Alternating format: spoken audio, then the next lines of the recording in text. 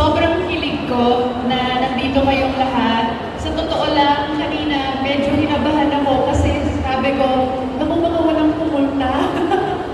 But maraming salamat for taking the time to come here, to see me, to support me, and to support the book. Maraming salamat sa mga kumuha na ng mga copies dyan. And kahit kayo dyan sa mga nasa taas, thank you so much. Sobrang saya ko. Salamat. We're very happy naman, of course, that you're happy, Pia. Of course, imposible naman, di ba? Mga Cebuanos, we are not gonna miss this opportunity to see you here. So, just going through your book, this is your first sign of being an international author. So, can you tell us about your book, mainly? Your protagonist is called Pio. So, can you share with us how Pio's story began and what made you decide to write this book? So, Tagalog pa tayo o English? Okay lang yun, Pia. Talaga? Kasi magbilis sa'yo. Kaya natin kaya na ako. Nakakahiya, baka magkamali pa ako. Okay, English na lang. English. So, I've always wanted to write a book, even when I was still Miss Universe. I had a list of the things that I wanted to do after I passed on the crown. And then writing a book was one of them. So I had a few ideas, and I was actually inspired by one of my favorite celebrities from the US, si Lauren Conrad. So sa mga ka-age ko dyan, you will know Lauren Conrad from The Hills. She joined a reality show sa MTV, and then after she did that, she wrote a book, novel then, about a girl who joins a reality show and then her life is changed forever. So that's how I got the idea for Queen of the Universe. Sabi ko, I want to do something like this because it's fun to be able to write a story that's loosely naman based on my life story, but not entirely. And because it's fiction and it's a novel, I have the freedom to rewrite my life and kind of make it a bit spicy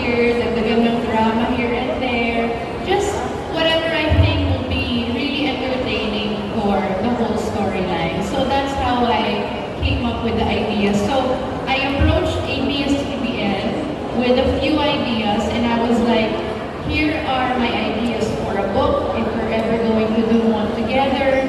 They love the idea of the novel first, at sabi nila, ito dapat yung una mo. And then I was like, okay, of course, I trust your expertise. This is your thing. So if you feel like this is what will be the most successful, go natin yan.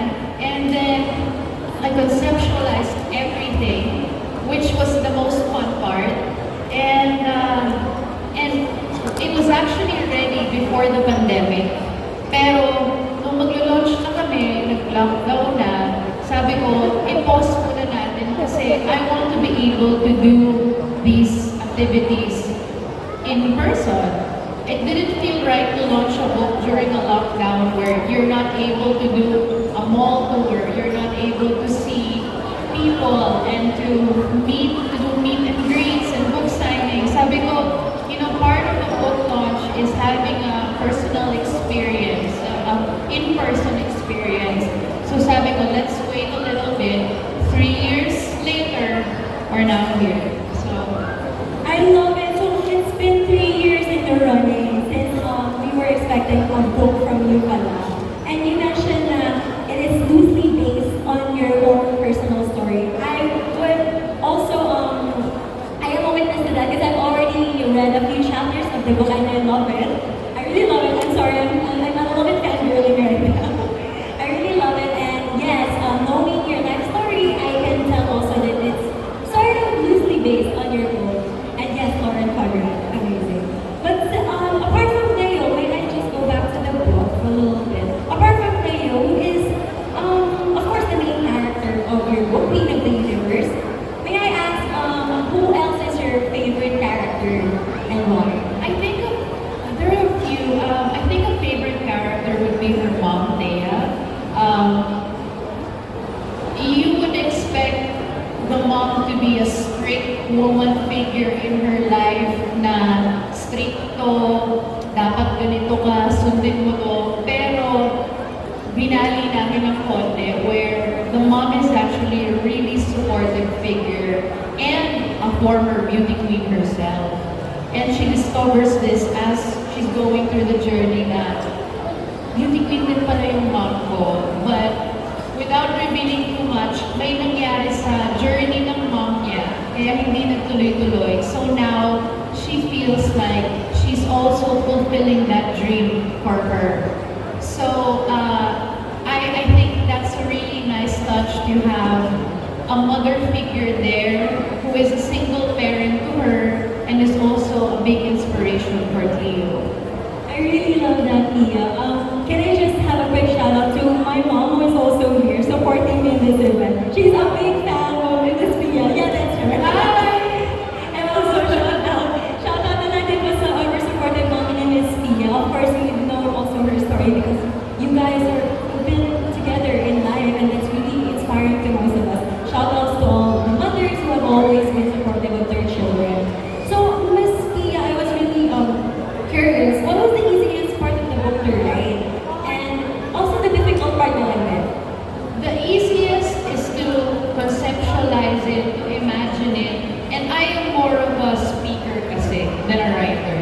So madaldal ako, and I'm really good at imagining a storyline, the little twists and turns that can happen. I had so much fun sa part na yun. Kasi imagine, you have a blank canvas and you can make it as dramatic as you want.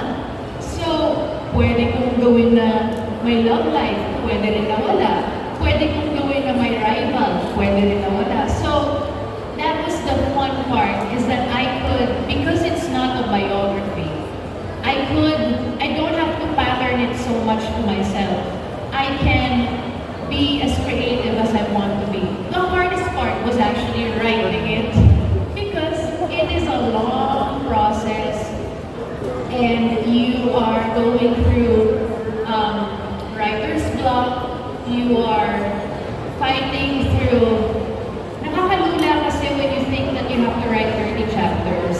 And then so, you go through some ups and downs. May times na I will put this on pause for a long time and then they would have to give me a little Uy, mag-meeting na tayo ulit. Kailangan natin tapusin to. So, I think the idea is the easiest part. Putting it into action is the hardest part. I really love that. Of course, I really love the part where you said writers meant a lot. Because of course, siguro being it as your first book then, everything, all the excitement is there, and you just really want to put it in writing. But of course, Miss Pia, you push through, and for everyone, once again, I'd just like to encourage everyone to grab your own copy of the Queen of the Universe. Later on, I'm sure you'll really love it. And then, Miss Pia, I have a few more questions, especially because all of our Cebuanos are really want to hear more of Queen of the Universe. You have achieved so much as a beauty. They've all been witnesses to that for a lot of years now, especially myself. Actress, you're also an advocate, a model, and now an international author. We just really want to know what is next for you. Wow, I am so grateful that even it's been 7, 8 years now since Miss Universe, but I still have a lot of people waiting for the next project, the next thing. People are supporting even in new chapters of my life ngayon na kinasal na ako, and I also have a book. You guys are still here. For next year, I am going to start my own brand, and I am so excited. I'm already working on it now. I've always been the face of brands, but I don't have my own. So that's something I'm working on now. So business naman ang mata ko ngayon, ang tinututukan ko ngayon. Do we have a few hints of what the business will be about? Wala mo muna. Bakit mo na tayo Okay, thank you so much, Miss Pia. I really want to hear more from you, but I don't want to take most of the floor. And we would like to take this opportunity. You guys can post questions to her also. We are delighted to have a few members of the media with us here today, and we'll be taking questions from them as well. Alright, so we have 4 media friends with us this afternoon who will then be asking us questions for Miss Pia. Hello, good afternoon, Pia. Hi. Hello, good afternoon.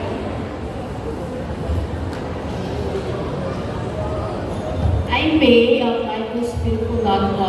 And when you mentioned about Lauren Conrad, I also grew up with OC and the Hills.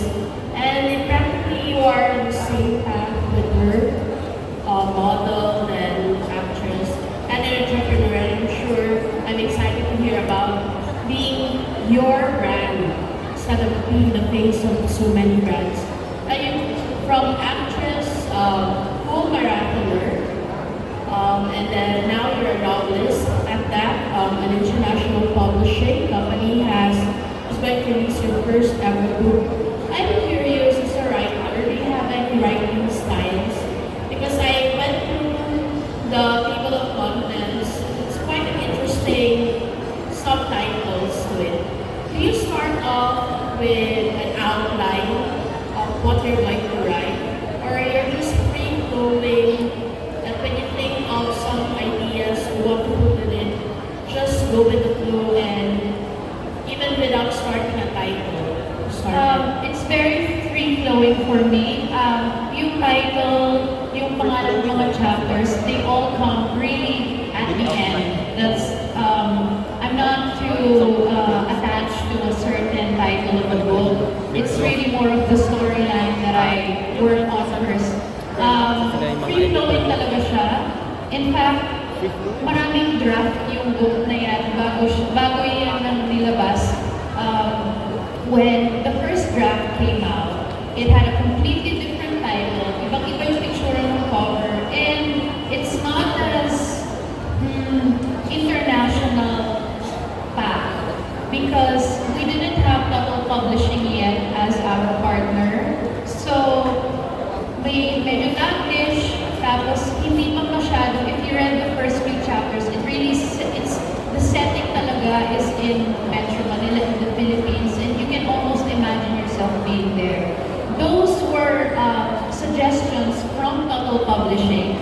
Because the idea is when people read it, na hindi naman taga-Pilipinas, abroad, or hindi nagtatagalog, may imagine nila yung sarili nila sa Pilipinas.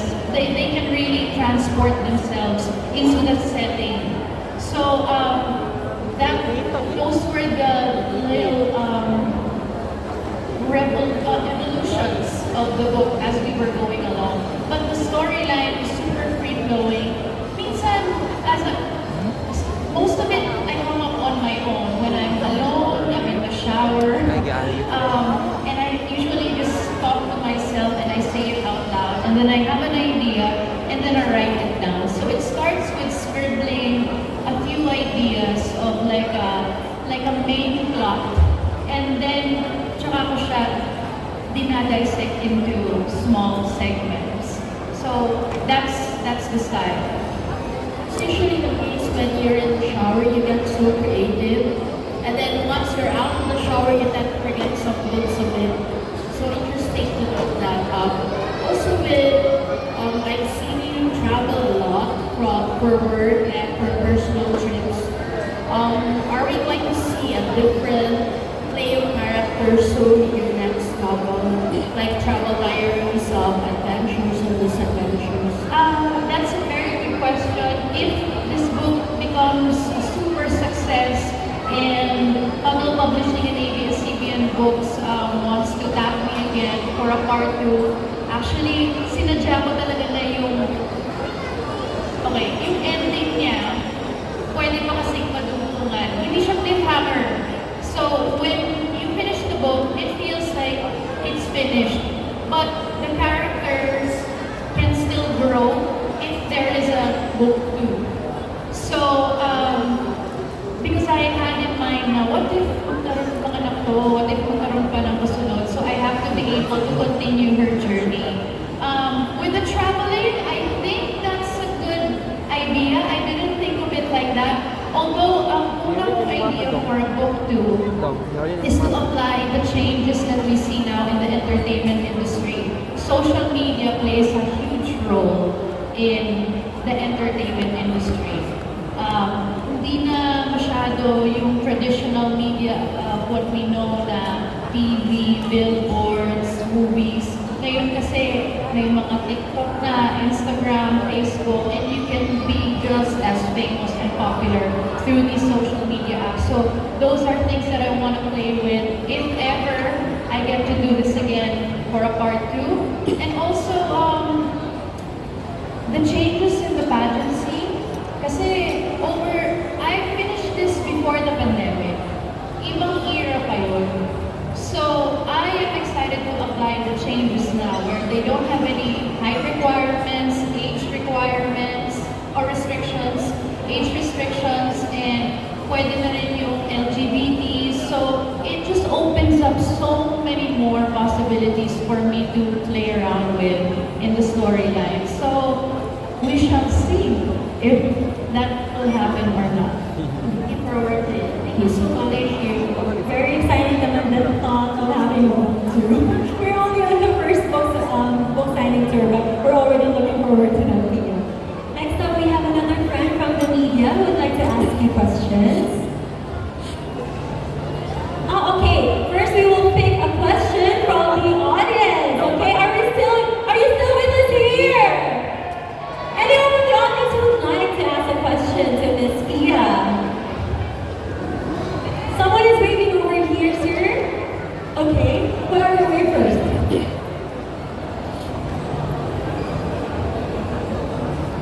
Hey. Hi, Miss Pia. My name is Katie. We're so happy to have you here.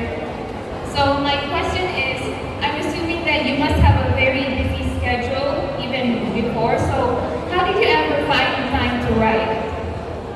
It really wasn't that difficult because it was in 2019 pa. And we finished it already at that time and we were ready to launch in 2020.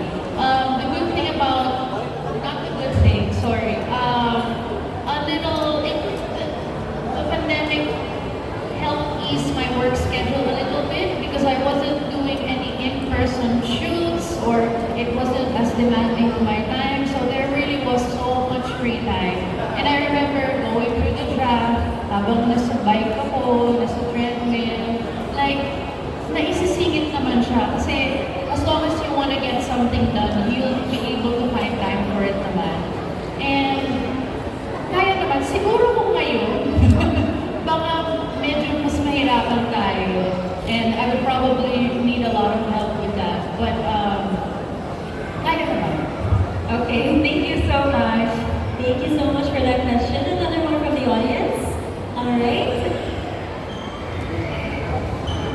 Hi, Miss Pia. Hello. Backstory lang. Me and my partner was just like passing by. Eh, nakita niya na nandito ka, super fan siya. Siya, super fan. And I'm a fellow Cagayanan like you. So, anyways, my question is, you being a writer, I'm just curious. Let's say, if you're going to write something about a superhero, what would it be? A superhero? Baka medyo mahirap yan. Kasi I can't make it too similar to any existing superheroes. So, this reminds me of a question that was asked to me during the closed-door interview at Miss Universe. So if you're a Miss Universe fan, you will know na before you go on stage to be selected at the prelims, there is a closed-door interview na dati hindi pinapalabas sa TV. I think now they do it now, but one of the questions to me was, how would you describe a beauty queen to a 7-year-old boy? And yung sagot ko, in that moment, I still remember my answer. Sabi ko, I would associate a beauty queen to a superhero. Para ma-gets nung bagets. That there's a reason why we dress up like this. There's a reason why we do what we do, and it's to save the world. So maybe if I were to write a story about a certain superhero, she would be wearing a crown for sure. Something like that. Lalaroin ko na gano'n. Thank you. Thank you. Are you gonna be doing the later the meet and greet? Okay, cool. Yeah. The main character is Cleo. His name is Chloe. Oh, Chloe? Clover. Clover. Clover. Yeah. Clover. Nice to meet you. I'm actually friends with him. Yes, and connecting it to a beauty queen, a superhero. I believe we are superheroes in our own right this weekend. Bringing joy to everyone, just as your presence here brings joy to all Cebuanos right now, diba? One more question? Or another from the media? Sir?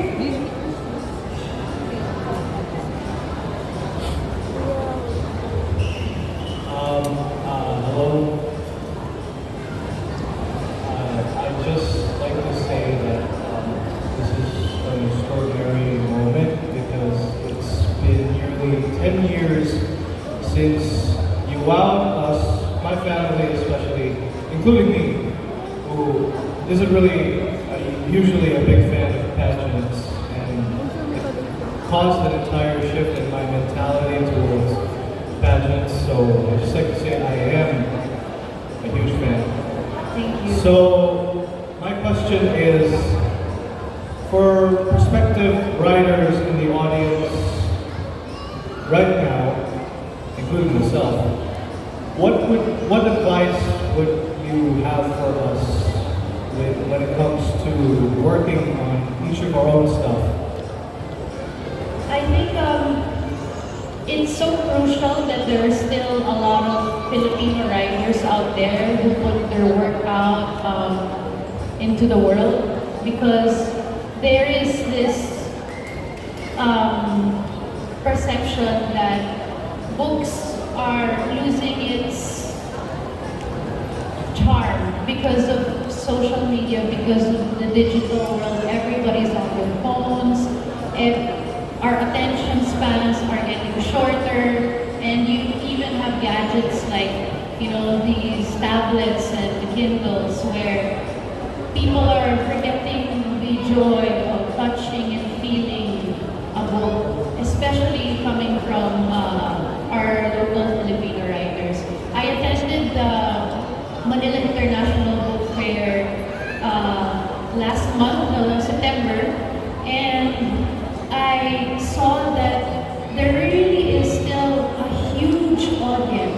for books. Ang daming book lovers mo na kahit na nagdagsaan na yung popularity ng social media, people still like the idea of writing, putting their work out there, and there are still people who buy books and support Filipino writers.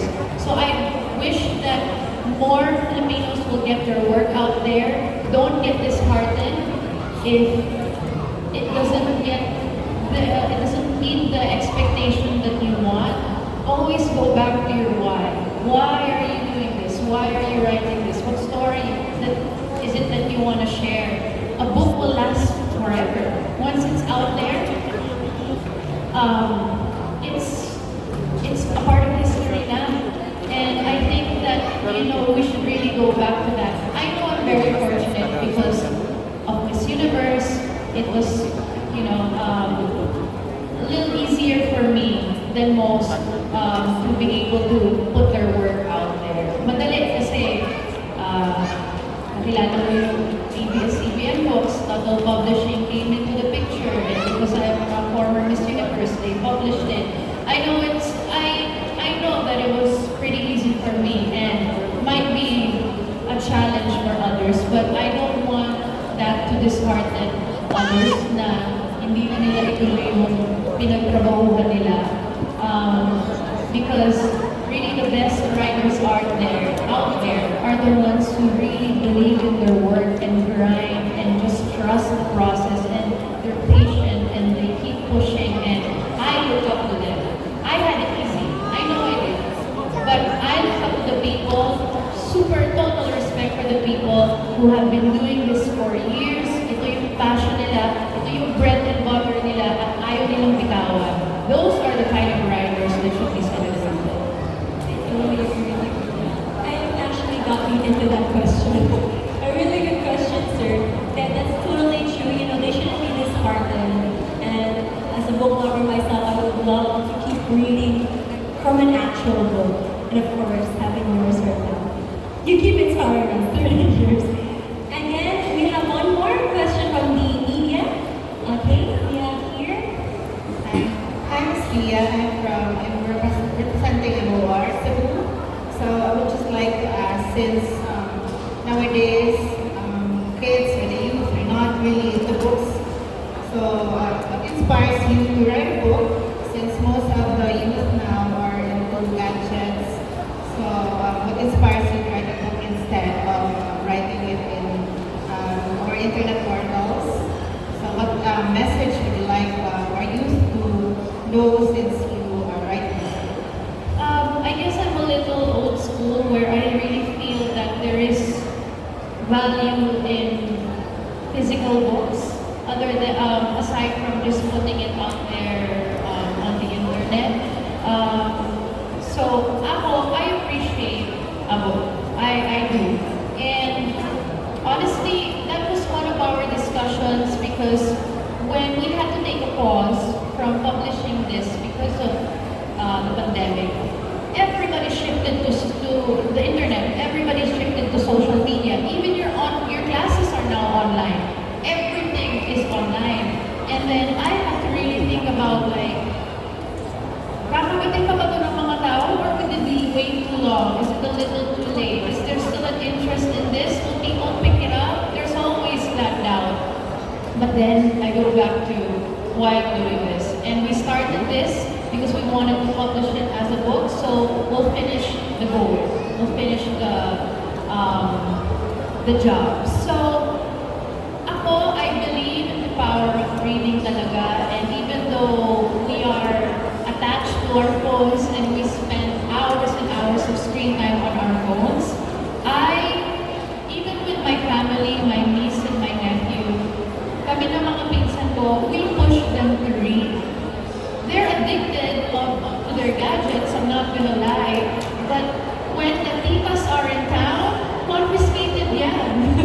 Confiscated yan at maglalabas yung mga books na for learning, and we enjoy. It's a nice bonding experience, even though I really, minsan, we know that there's value in sitting down with somebody, sharing a book, reading it, making it an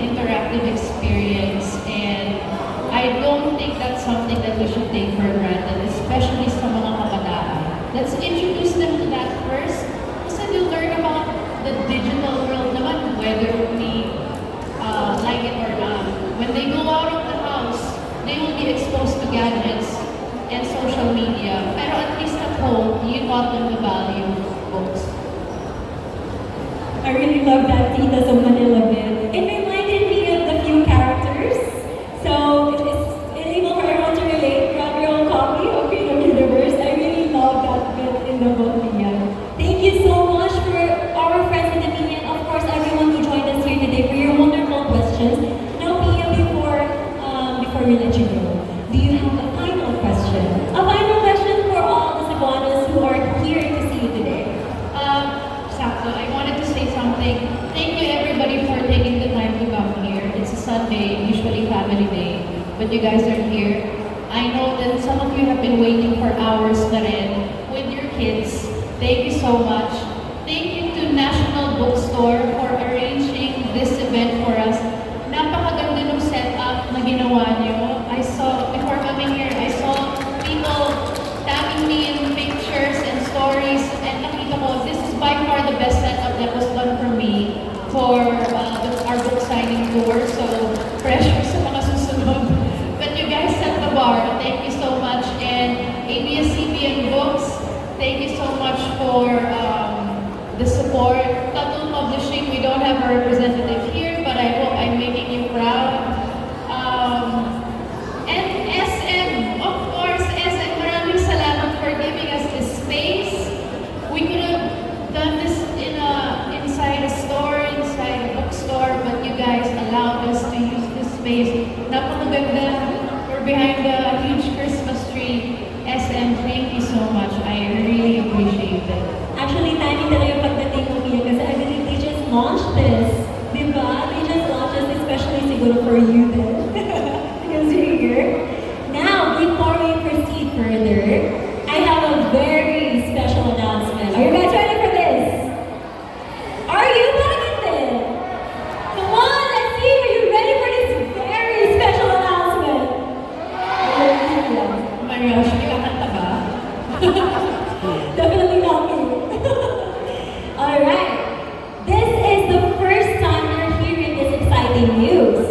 It is my great pleasure to reveal to everyone that Pia's book, Queen of the Universe, has claimed the title of National Bookstore's #1 best-selling important fiction for October! Let's applaud Pia for that #1 book on this Pia. Queen of the Universe, #1 best-selling important fiction. This is an incredible achievement. Pia is now a #1 best-selling author this video. No joke. I don't think we have time for a joke right now. We are so very proud of you. And you guys get to be a part of that. Thank you so much sa tanong sa buwanas na naadari karon. Goosebumps! Wow. Thank you so much. And we were so happy. #4 kasi ako last month. And it's really hard to beat